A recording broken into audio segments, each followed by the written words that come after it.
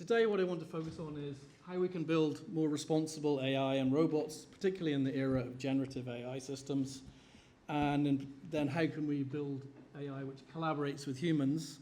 And of course, my argument is going to be that part of the answer to this problem is going to be through conversational natural language processing.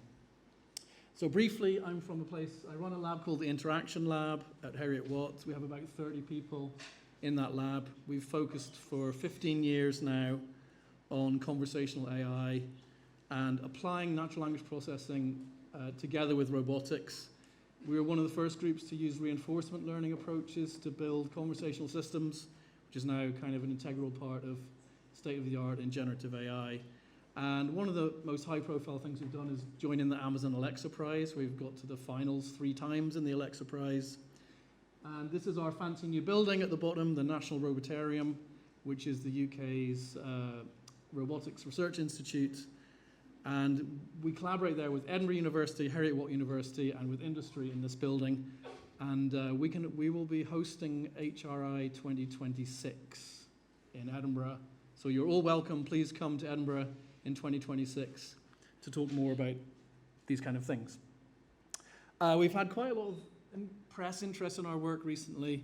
In particular, actually, funnily enough, we have a robot which is installed in the Broca Hospital in Paris. And it's this hospital robot which is designed to help patients and their companions as they come into this memory clinic in the hospital. I'll be talking a lot more about that robot in this presentation. Okay, so generative AI, everyone now knows since 2022, ChatGPT kind of exploded onto the scene, and there's been this huge proliferation of amazing models that don't just work with language, but they now work with vision, with images, with videos, and you can even use these models to generate things like robot actions. So we're now working in a world where we can give a natural language input with a video, and we can get a robot to do actions based on that using generative AI. And for me, the really important thing about these models is that they can interact conversationally. So I've been working in this area for more than 20 years now, and I like to say that conversation is the interface of everyday life. That's why I think it's so important. It offers a spontaneous way for humans to talk to each other and to do very important work, the final 2 points on this slide, work around resolving uncertainty, resolving ambiguities, fixing disagreements. We can use conversation to negotiate, to clarify when there's problems. And all of these kinds of activities are what's called by linguists conversational grounding.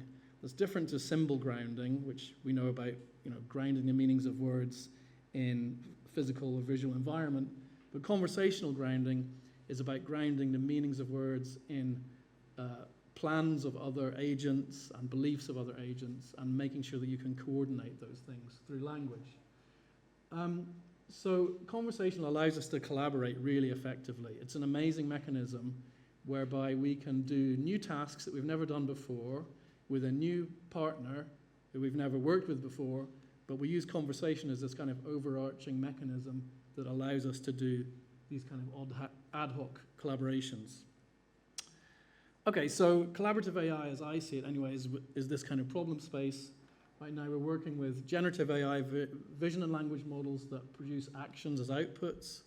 We need to look at multi-agent interaction as well, because we have humans, multiple humans, and potentially multiple robots who have to collaborate together. And of course, we have to consider safety and responsibility of the AI systems.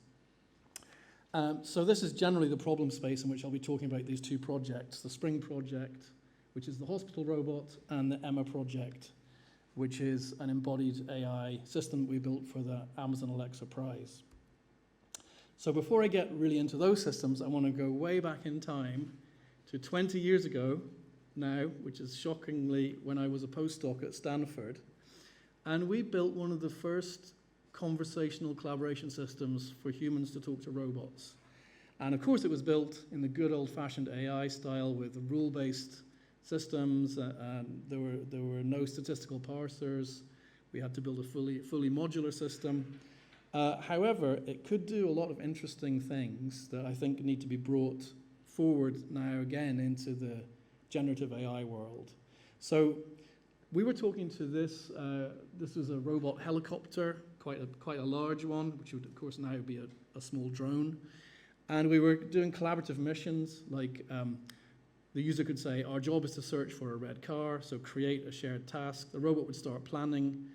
The plan would then start to be executed, and the user could ask at any point, for example, what are you doing now? Querying the planner state. The robot would generate language describing what it's currently doing. But then finally, the robot would actually try to negotiate whether the task had been completed or not. So in this example, it says, I see a red car, is this the right car?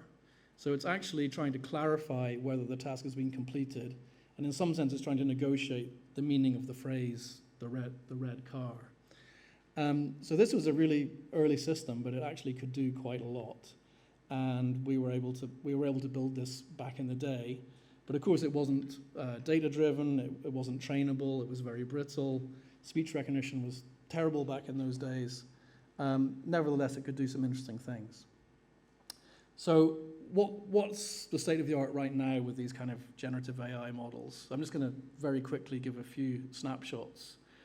So for example, Google has built RT2, Robotics Transformer 2, which is a very large vision, language, and action model. It's trained on visual question answering data together with robot actions, and it's able to do some very nice generalizations. So if you look in the green box on the right-hand side, the user says push the ketchup to the blue cube. Now this system has never seen any of the objects apart from the blue cube, but it's able to use web scale general knowledge about how different objects look and what they're called to be able to actually execute actions and do that task.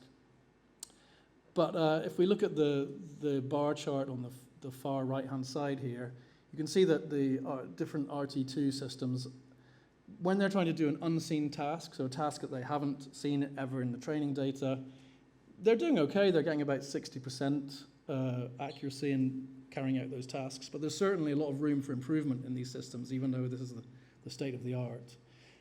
So that's where collaboration with humans to achieve unseen tasks could certainly help. There are startups, really interesting startups in this space. So this is one, Covariant AI. They've released their own, what they call an any-to-any sequence model, which is trained on language and videos and robot actions. It's able to do some pretty impressive stuff, but it has quite limited language interaction.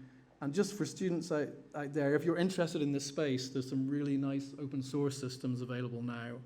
So there are systems out there that you can get off the shelf that do these transformations between vision, language, and generate robot actions.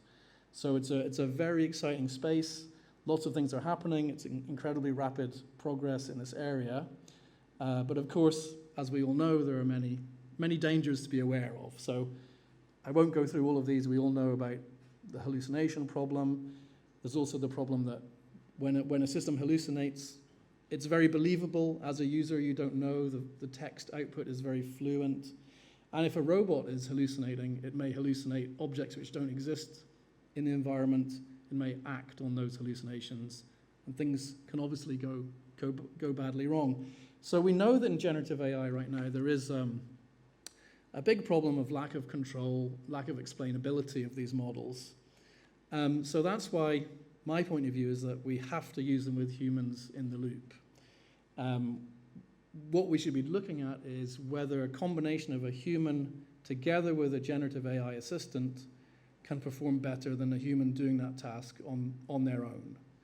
And having a human in the loop that is negotiating with a generative AI system will also allow auditability of the decisions. So I'm arguing that what we need to do is focus on conversational collaboration with these kind of new generative AI systems. And that then takes me to talk about the conversational grounding problem. So as I mentioned earlier, this is something that's been studied by psychologists and linguists for many years. And it's based around the issue that humans have different perceptions, different knowledge, different abilities when they come to a shared task. And of course, different AI systems will be the same. They'll have different visual models, different language models, and those will be different to your personal way of using language and what you can see in an environment. So people have worked a lot on mechanisms for building what's called common ground between agents. And again, that uses these specific types of conversational grounding actions like clarification, repairing mistakes, acknowledging when you think you've reached agreement, and so on. And there's some really interesting work. The first paper there is out of Dan Jarafsky's group at Stanford. And they've just shown that large language models generate about 77% fewer grounding actions than humans do. So language models at the moment don't know when and how to generate appropriate conversational grounding actions. They tried to remedy it through some prompt engineering. That didn't help very much. And it backs up some other work showing that humans collaborate much better than large language models do. And that actually some work from my own group where we showed that language models don't handle repairs correctly in particular. So there's lots of evidence showing that generative AI systems right now don't do this properly. So what do we need? This talk is partly about trying to propose work that we need to do in the future, as well as showing some of the work that we've done. So we're trying to build systems which can collaborate with humans. We want to have transparent and explainable kinds of coordination, which I argue that natural language conversation is a great way to do that. And we need to be able to rapidly adapt and learn when there's some feedback about the task, showing that we have perhaps we're using language differently, we have different plans that need to be coordinated, and so on. So we need to work on mechanisms within these systems that actually build and update and edit local representations of the shared task and even other agents' knowledge and goals in the shared task. So that's something like manipulating some kind of theory of mind style representations.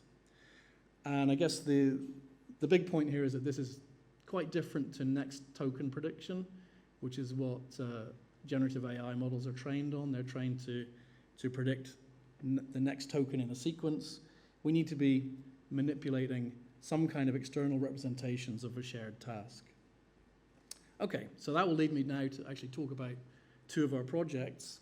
So the first one is this project Spring, which has just finished, actually. It was a collaboration with Indria and PAL Robotics. And what we did is we took a large language model and we modified it, integrated it with the PAL Ari robot, but also the Furhat robot, which you see in the bottom right. Furhat is a great platform that has an animated face, really good for doing emotional, engaging dialogue.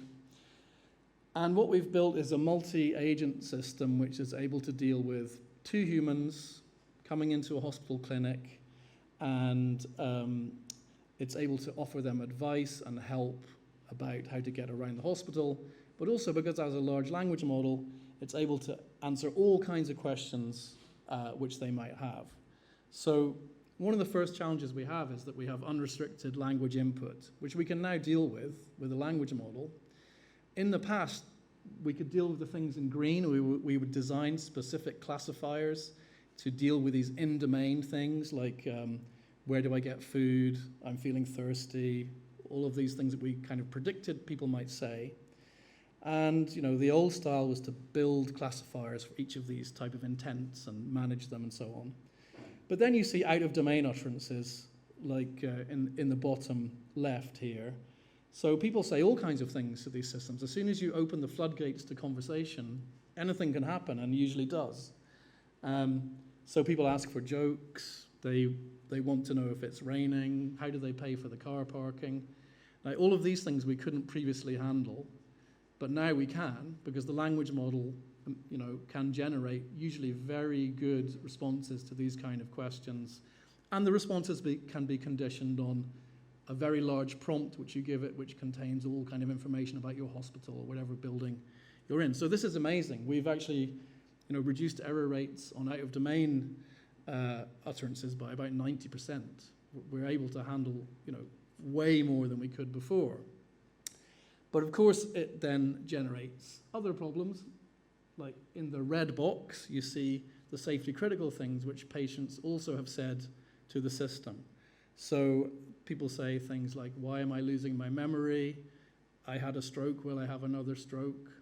All of these kinds of things which are very ethically sensitive and very tricky. And the language model will go ahead, unless you stop it, the language model will go ahead and answer those things. And you may not even want it to answer truthfully, right? So there's a whole other talk about how we try to deal with that. That's not really the topic of this talk, but we do try to do adversarial training and red teaming to try to capture, put some guardrails around that. But no one has fully solved this problem yet of really controlling language models and what they would say in such cases. So the jury is out on whether you can really use it in these kind of safety critical situations, especially at scale. So the other challenge you're addressing is this multi-party conversation. So people come to the hospital normally with a friend or a family member or a companion. So you usually have two humans talking. They might talk to each other, as in this case. The patient says to the companion, oh, where can I get a coffee? The companion says to the patient, oh, I need to check the time first. The patient says to the companion, oh, it's 2:30. And the robot is actually able to listen to all of this and model the goals of the individual users and figure out when it would be an appropriate time to stop listening and actually take the action to speak. So in order to do this, you have to solve several issues, figuring out who's being addressed. Are the humans talking to each other? Is one of them talking to the robot? You have to be able to track the specific goals of specific users, so a limited kind of theory of mind. You also have to figure out whether one of the human's goals has actually been addressed by somebody else. So you have to be able to track whether goals have already been resolved in some other way. So we've built a system which is able to do that using a large language model through actually fine-tuning the model to do that. So what we did is we collected a lot of data on this problem. So the multi-party data collection we did in the hospital. We tracked users who have different goals. We sometimes gave them shared goals so they agree with each other. We had cases where one user doesn't want to talk to robots at all and only talks to their friend. And sometimes there's interesting cases where the users have conflicting information about the task they're trying to do, and the robot can actually try to resolve that. So we collected hundreds of dialogues in this area, and we used that for actually fine-tuning the system. So just the nuts and bolts of this, we use a 13 billion parameter model, which is called Vicuna, which is an open source model. You can use it yourselves. And what's good about that is it's small enough to host and run locally in the hospital. So there were obviously we didn't want to send any data to OpenAI. That was banned by the French hospital quite correctly.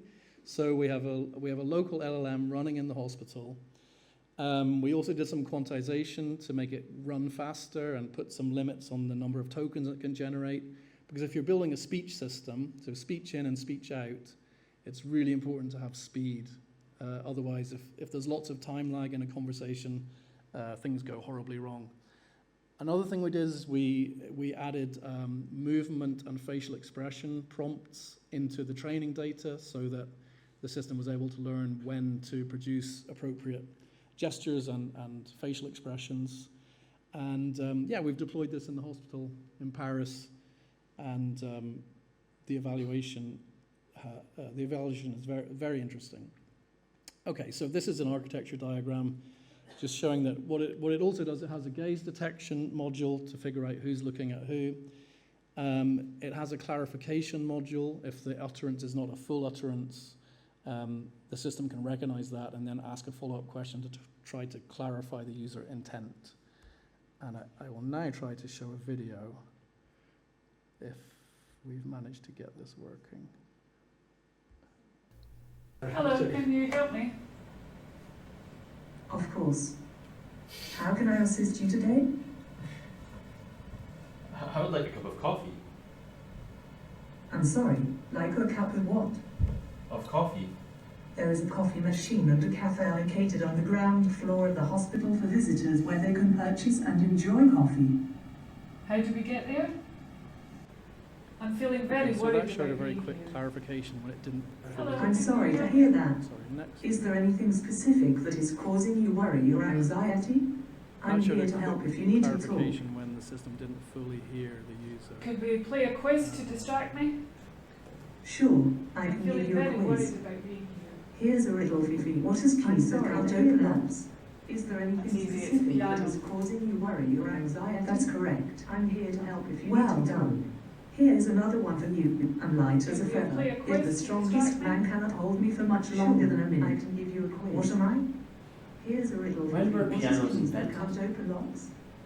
When It's were easy, it's pianos piano. invented? That's correct. Yes. Well, pianos were invented in the early 18th century by Bartolomeo Cristofori, an Italian instrument maker. It wasn't until the mid-19th century that the modern piano as we know it today was developed. When were pianos Do invented? you need to sit down? Yes, a seat would be Yes. nice. Pianos were invented in the early 18th century Where by can we sit Bartolomeo down? Cristofori. Okay, I'm feeling sorry. So that gives you just a very quick idea of the kind of things it can do. So it jumps in and clarifies if someone interrupts in the middle of, for example, a quiz, and the quiz is, of course, completely generated by the language model. We don't have to implement those things anymore. So yeah, we've just finished running evaluations in Edinburgh and in Paris with this system. I'm happy to say we had quite a few participants over 65 years old, which is quite difficult to do. And we've got a bit of a preference for the multi-user system. Moreover, people tend to even understand that the multi-user system is interrupting them less often. So the multi-user system is able to model the fact that there are potentially two humans who are talking to each other and track their goals. So you can see in this graph, the multi-party system is much less often interrupting people. Multi-parties in orange and the single-party system is in blue. And people recognize that the system is able to deal with multiple people and is much less rude. So that's just a baby step along the way of trying to build multi-party generative AI, which can model the different goals of different individuals. So now I'll very quickly talk about our system called Emma.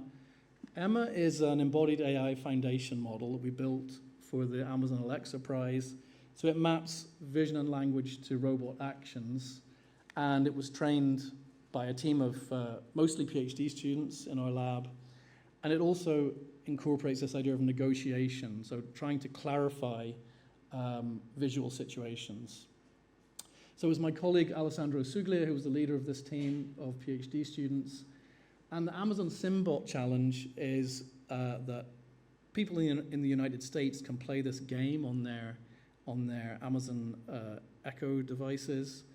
And it's a game where a kind of simulated robot goes around in this environment and does virtual missions, and the human has to command them by voice to complete these missions. So here's an example of, this is our system actually completing a mission to defrost the cake for the company party. So let's see how it goes. Echo, find the freezer in the break room.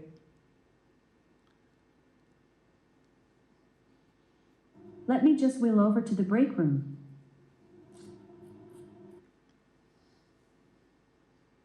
Found the freezer. Let's get closer to it.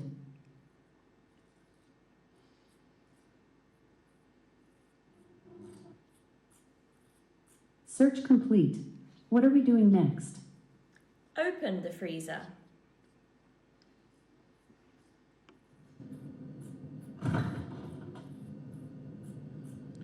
Okie dokie. Pick up the cake. Okay, I'll stop that there. But so to build a system like that, you have to meet several challenges that are pretty tough in multimodal language processing. So there's a lot of contextual language understanding in a chain of commands. So it's a sequential bunch of utterances. And in particular, you have to be able to clarify and resolve ambiguities. So for example, if someone said turn on the computer in this image, it looks like there might be two computers, and the system should generate a clarification in order to reduce ambiguity and figure out how to complete the task.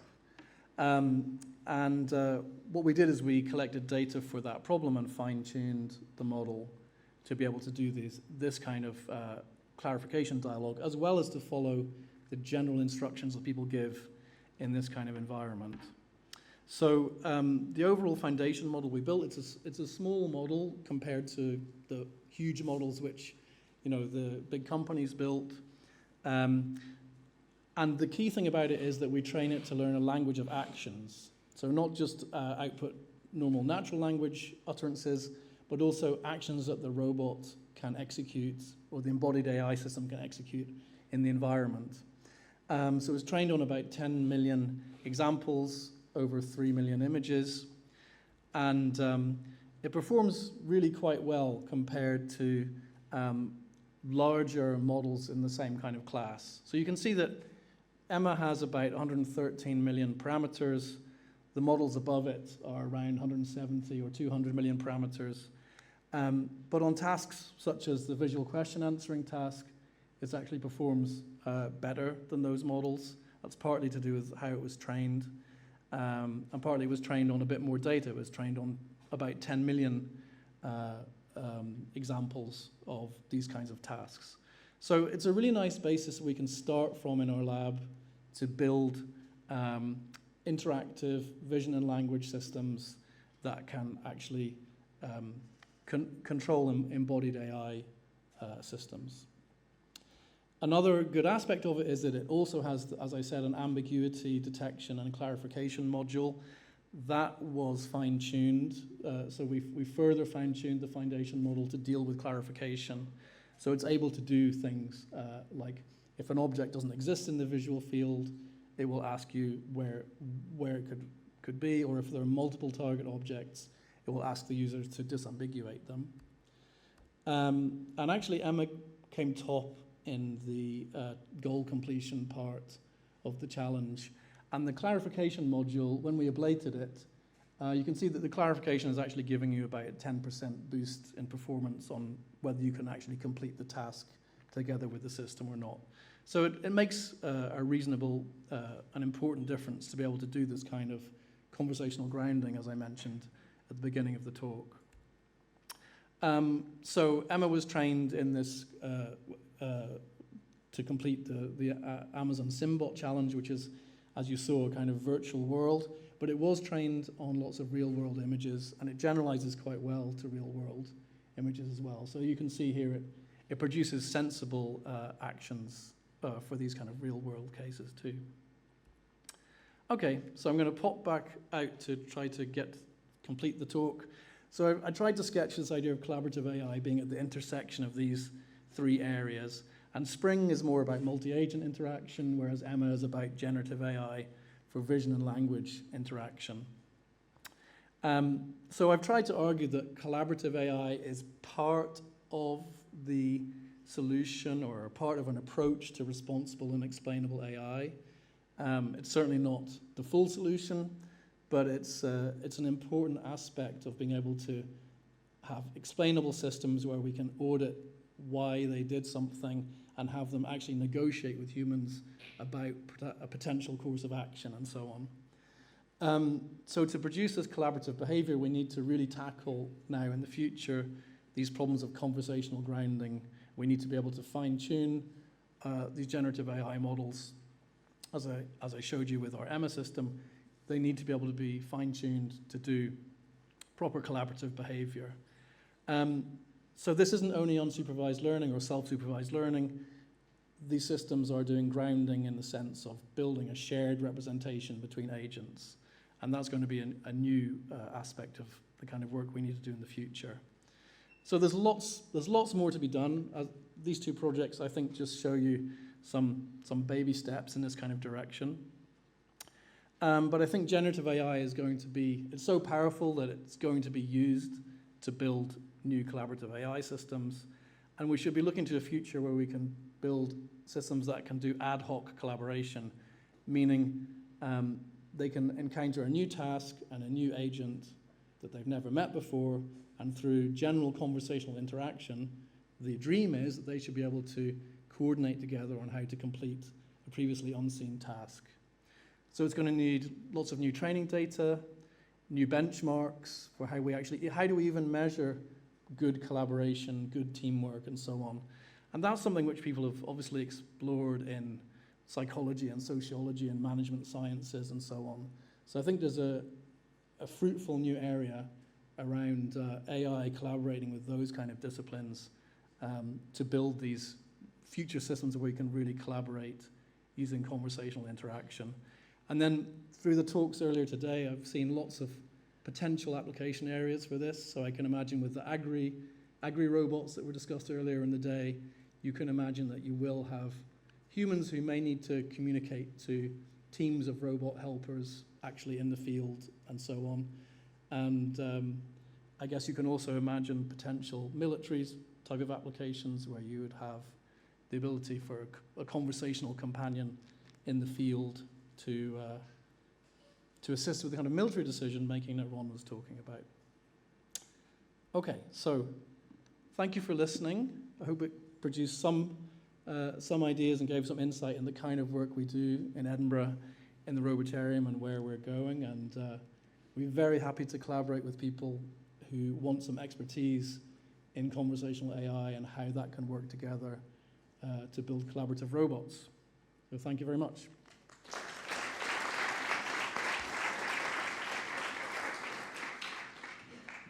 So we have time for a few questions.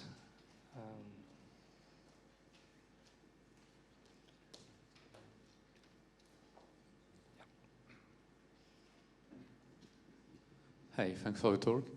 I was wondering about data that you need to train or fine-tune the model. Do you have some ways to generate them, or do you have to make them by hand? For example, I'm thinking about the clarification example. Do you need to craft many clarification examples, or is there any way to automatize that? We have to produce images where there's an ambiguity in the image, and then produce some language data that shows an example of a disambiguation for that image, and we create many of these examples, and then we use those for fine-tuning. Yeah. But there is actually, there's some benchmark now called the Generalized Referring Expression Challenge, GREC it's called, where you have potentially images with multiple possible targets.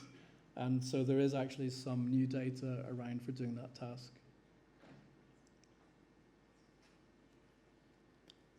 So I have one question. So I'm kind of afraid of putting generative AI in safety critical application now. It's for, I would say, entertaining. It seems quite okay. Do you think we are close or very far from being able to handle? Yeah, it's a very good question. So I'm really skeptical now about deploying generative AI at scale for things like question answering to the general public. Because even if it's 99.99% accurate, at the scale of a population, you're going to get thousands of wrong answers, and they could be wrong, potentially legally and medically sensitive. So I know there, in the big companies, lots of people are working on trying to solve this problem. I'm not sure that that generative AI is going to be able to solve it.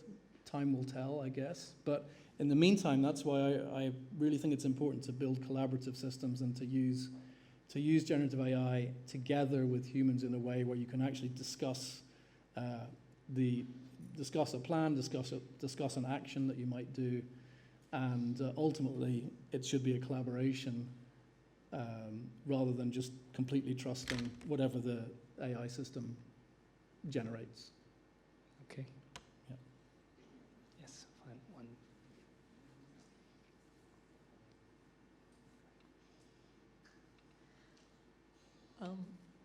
In a way, so just following up on that question, and thanks a lot for the talk. Very, very important. All the point that you made. the fact that generative AI is going to sometimes give wrong answers or give answers that are sensitive, how does that differ from the fact that most of those answers are to be found on the World Wide Web? So they're already out there. Why?